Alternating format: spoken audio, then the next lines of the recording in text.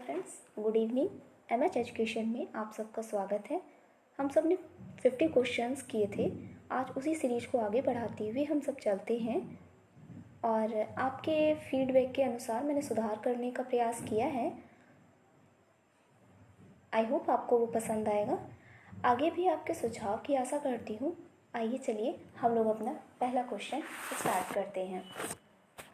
देखिए फ्रेंड्स, जैसे कि आपको स्क्रीन पे दिख रहा है कि पहला क्वेश्चन है हमारा, कोबाल्ट मीन में कोबाल्ट की मात्रा कितनी होती है। जैसा कि हम सभी जानते हैं कि कोबाल्ट मीन को B12 यानी कि ये विटामिन के ग्रुप का है और ये एक इकलौता विटामिन है जिसमें कि कोबाल्ट पाया जाता है। तो वही क्वेश्चन पूछ रहा है कि कोबाल्ट मीन में कोबाल्ट की मात्रा कितनी होती है। कोबाल्ट मीन को साइनो कोबाल्ट मीन भी कहा जाता है। तो इसका आंसर है, चलिए पहले चार ऑप्शन देख लेते हैं। 5 से 10%, 15 से 20%, 10 से 15%, 4 से 5%। तो इसका राइट आंसर हो जाएगा फ्रेंड्स 4 से 5%। 4 से 5%। ठीक है, नेक्स्ट क्वेश्चन की ओर बढ़ते हैं हम लोग। नेक्स्ट क्वेश्चन है हमारा, 1 वर्ष तक के शिशु की मृत्यु कहलाती है। 1 वर्ष तक के शिशु की मृत्यु कहलाती है। पहला ऑप्शन है क्रिब डेथ, दूसरा ऑप्शन है कॉट डेथ, नेक्स्ट है पालने की मृत्यु और नेक्स्ट है हमारा सभी। तो फ्रेंड्स, इसका सही आंसर हो जाएगा सभी। देखिए फ्रेंड्स, 1 वर्ष तक के शिशु की मृत्यु को क्रिब डेथ भी कहा जाता है, कॉट डेथ भी कहा जाता है और इसे पालने में मृत्यु भी कहा जाता है, क्योंकि 1 वर्ष का बच्चा इतना छोटा होता है कि वो पालने में रहता है। ठीक है, तो उसके 1 वर्ष तक के शिशु की जो मृत्यु है वो इन सभी यानी कि चारों ऑप्शन हमारे सही हो जाएंगे। ठीक है, नेक्स्ट क्वेश्चन की तरफ बढ़ते हैं। अंडे को सुरक्षित रखते हैं किसके द्वारा। अंडे को सुरक्षित रखते हैं किसके द्वारा। आप सभी जानते हैं, जो लोग नॉनवेज खाते हैं उन्हें पता होगा कि अंडे को सुरक्षित रखने, अंडा जो है बहुत जल्दी ख़राब होता है, तो उसको सुरक्षित रखने के लिए क्या क्या किया जाता है। तो सबसे पहला ऑप्शन है हमारा सोडियम सिलिकेट के द्वारा, दूसरा है तेल के लेप से, नेक्स्ट है A+C और नेक्स्ट उसके बाद है ऑल। ठीक है, तो इसका राइट आंसर हो जाएगा A+C यानी कि सोडियम सिलिकेट के द्वारा भी हम लोग इसे सुरक्षित रख सकते हैं और अंडे के ऊपर तेल का लेप। ठीक है, अब ये नहीं है कि अंडा लिया और तेल में डाल दिया, ऐसा नहीं करना है। थोड़ा सा तेल, जैसे कि हम लोग लोहे की कढ़ाई साफ़ करते हैं तो लोहे की कढ़ाई में हल्की सी लेयर बरसात के समय में लगा देते हैं जिससे कि उसमें जंग ना लगे। तो उसी तरीके से इसमें हल्का सा तेल का लेप कर दिया जाता है जिससे कि अंडा सुरक्षित रहता है लंबे समय तक। चलिए नेक्स्ट क्वेश्चन की तरफ बढ़ते हैं। नेक्स्ट क्वेश्चन है हमारा, फलों एवं सब्जियों के पकाने की क्रिया के लिए निम्न में से कौन जिम्मेदार है। फलों एवं सब्जियों के पकाने की क्रिया के लिए निम्न में से कौन जिम्मेदार है। पहला ऑप्शन है फफूंदी, दूसरा है जीवाणु, तीसरा है खमीर, नेक्स्ट है एंजाइम। तो फ्रेंड्स, इसका आंसर हो जाएगा एंजाइम। इसका आंसर सही हो जाएगा एंजाइम। नेक्स्ट क्वेश्चन है हमारा, निन की स्थापना कब हुई थी।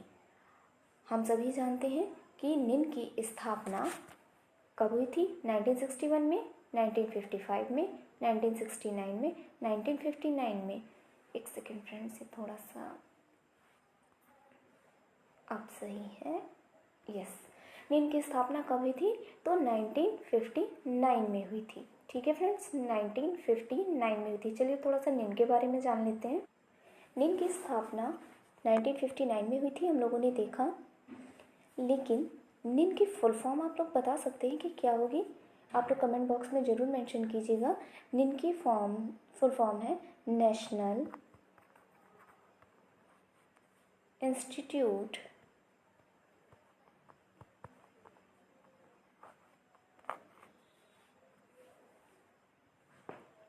ऑफ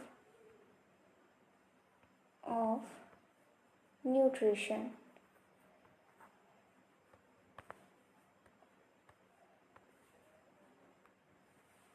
ठीक है फ्रेंड्स, नेक्स्ट क्वेश्चन की तरफ हम लोग बढ़ते हैं।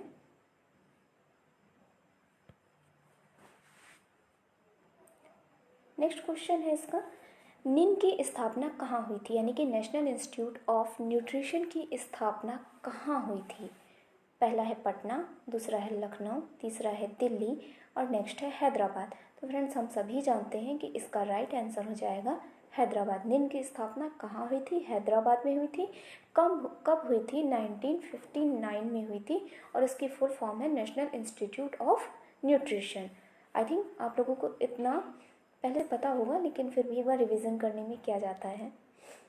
नेक्स्ट क्वेश्चन है, सूक्ष्म पोषक तत्व बताइए, यानी कि जो हमारे मिनरल्स होते हैं वो दो पार्टों में डिवाइड होते हैं, मैक्रो एंड माइक्रो। तो यहाँ पे पूछा गया सूक्ष्म पोषक तत्व के नाम बताइए, तो हमारा विटामिन हो जाए, इसका राइट आंसर हो जाएगा, इसका ऑप्शन है विटामिन, खनिज लवण, प्रोटीन और नेक्स्ट है ए और सी दोनों। तो इसका राइट आंसर हो जाएगा ए विटामिन और प्रोटीन दोनों। ठीक है, विटामिन और प्रोटीन। ठीक है फ्रेंड्स, नेक्स्ट क्वेश्चन की तरफ बढ़ते हैं।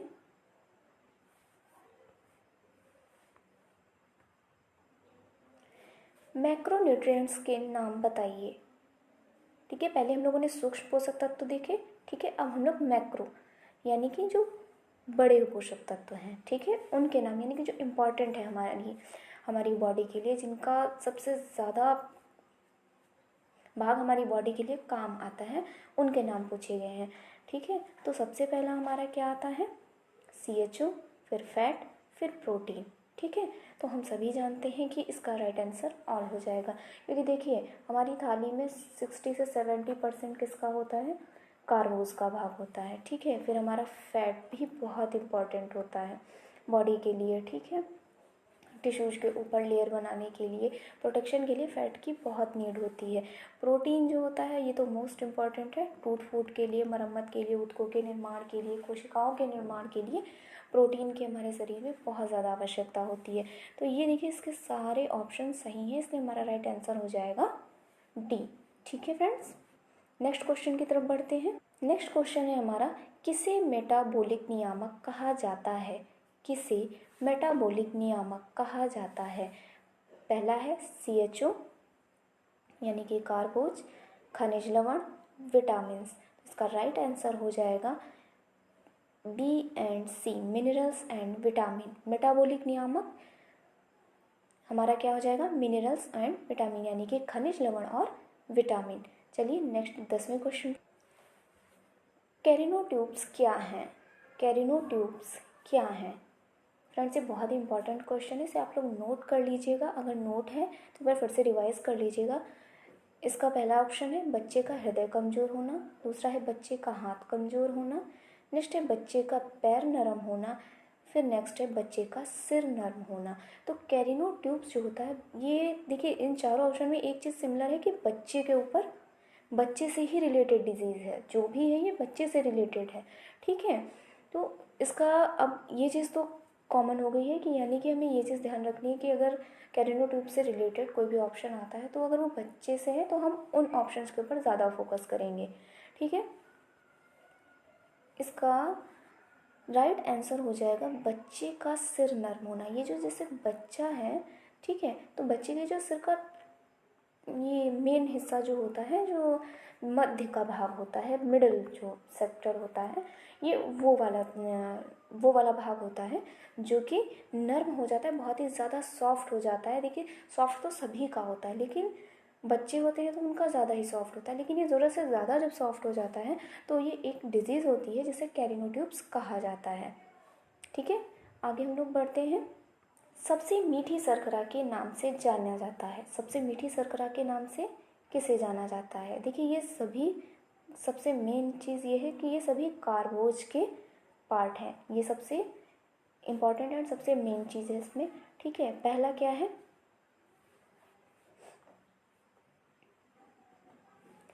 पहला क्या है लैक्टोज, दूसरा है फ्रक्टोज, तीसरा है स्टार्च। तो लैक्टोज जो है वो दुग्ध शर्करा है, फ्रक्टोज फलों की शर्करा है और स्टार्च जो है हमारा अनाज में पाया जाता है। फ्रक्टोज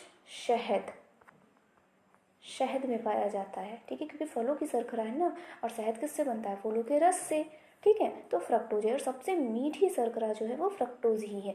शहद देखिए, आप लोग खा के देखा होगा आप लोगों ने, ओरिजिनल शहद जो होता है वो ओरिजिनल हनी, वो कितना मीठा होता है, ठीक है फ्रेंड्स। तो इसका राइट आंसर हो जाएगा फ्रक्टोज, ठीक है। चलिए आगे बढ़ते हैं हम लोग। कैल्शियम किसके लिए जिम्मेदार है? देखिए फ्रेंड्स, बहुत ही इम्पॉर्टेंट क्वेश्चन है ये। कैल्शियम किसके लिए जिम्मेदार है? हम सभी जानते हैं कि हमारे शरीर में सारे न्यूट्रिएंट बहुत ही ज़्यादा आवश्यक है। कोई भी न्यूट्रिएंट अगर कम होता है तो हमारी बॉडी में तरह तरह की प्रॉब्लम्स क्रिएट हो जाती हैं, ठीक है। तो चलिए देखते हैं कैल्शियम किसके लिए जिम्मेदार है। मांसपेशी संकुचन के लिए, तंत्रिका चालन के लिए, रक्त जमाव के लिए या सभी के लिए?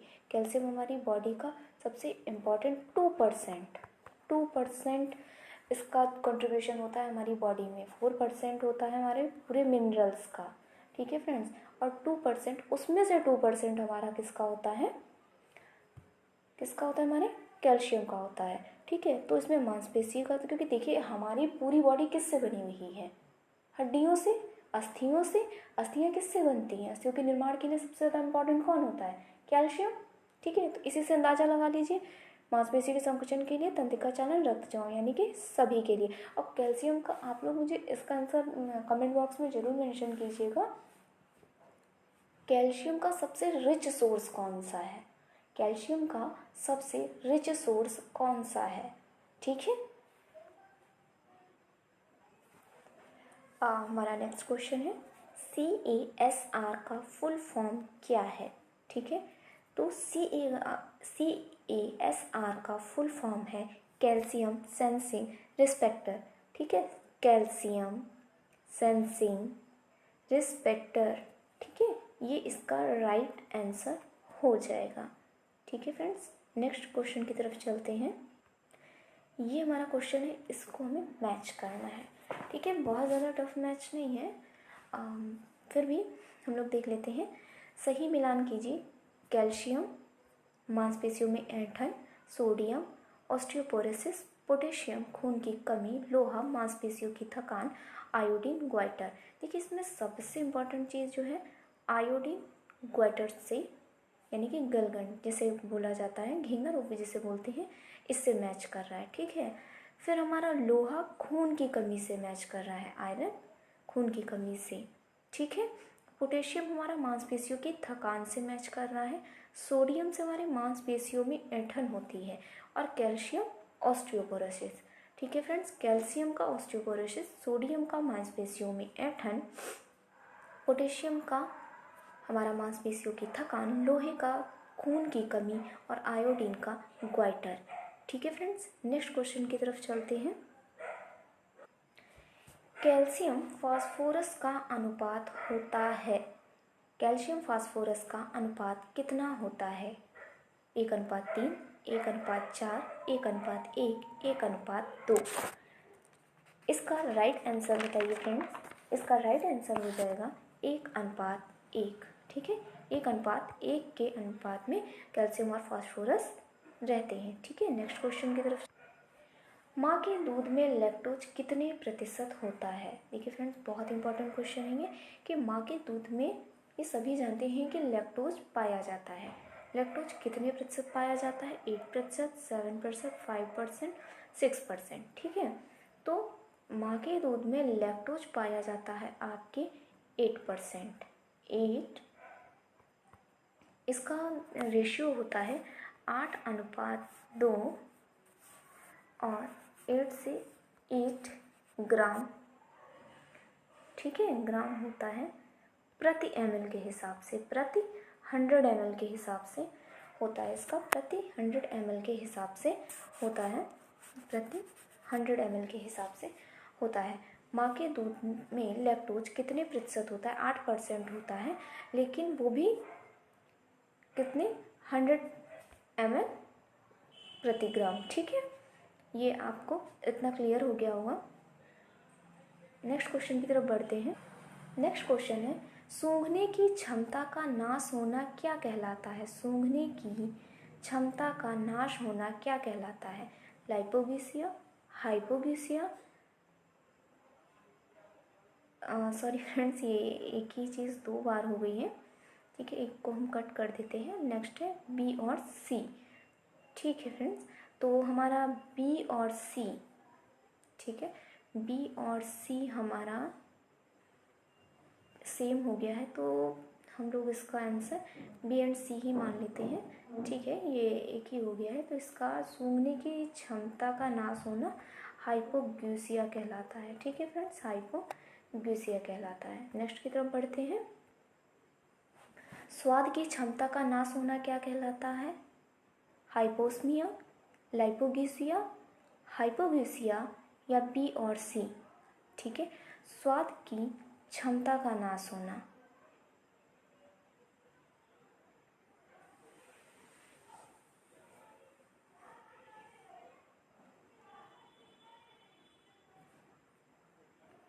नेक्स्ट की तरफ हम लोग पढ़ते हैं, हमारा 7वां क्वेश्चन है, सूंघने की क्षमता का नाश होना क्या कहलाता है?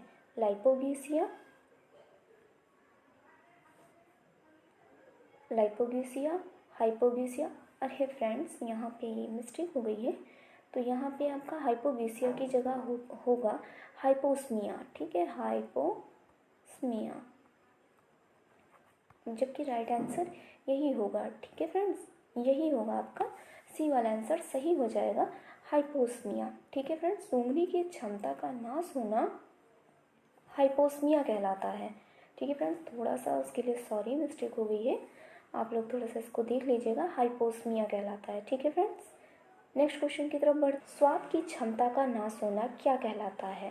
स्वाद की क्षमता का नाश होना क्या कहलाता है? हाइपोस्मिया, लाइपोग्यूसिया, हाइपोग्यूसिया या बी और सी दोनों? तो स्वाद की क्षमता का नाश होना हाइपोग्यूसिया कहलाता है। देखिए फ्रेंड्स, दोनों सिमिलर हैं, हाइपोग्यूसिया और हाइपोस्मिया, ठीक है फ्रेंड्स। तो हाइपोस्मिया हम लोगों ने अभी काहे में पढ़ा था? सूंघने की क्षमता में, ठीक है, सूंघने की क्षमता में, और हाइपोग्यूसिया किस में है? स्वाद की क्षमता में, ठीक है, ये चीज़ बहुत इंपॉर्टेंट है, ध्यान रखिएगा फ्रेंड्स। नेक्स्ट है, काइलोनिकिया किसकी कमी से होने वाला रोग है? काइलोनिकिया किसकी कमी से होने वाला? तो friends, zinc, calcium, iron, phosphorus. Koilonychia किसकी कमी से होने वाला रोग है? हम सभी जानते हैं कि आयरन की कमी से होने वाला रोग है। चलिए फ्रेंड्स, नेक्स्ट क्वेश्चन की तरफ बढ़ते हैं। डीएनए आरएनए के निर्माण में क्या सहायक होता है? डीएनए और आरएनए के निर्माण में सबसे सहायक तत्व कौन सा है? जिंक, आयरन, A+B या ऑल?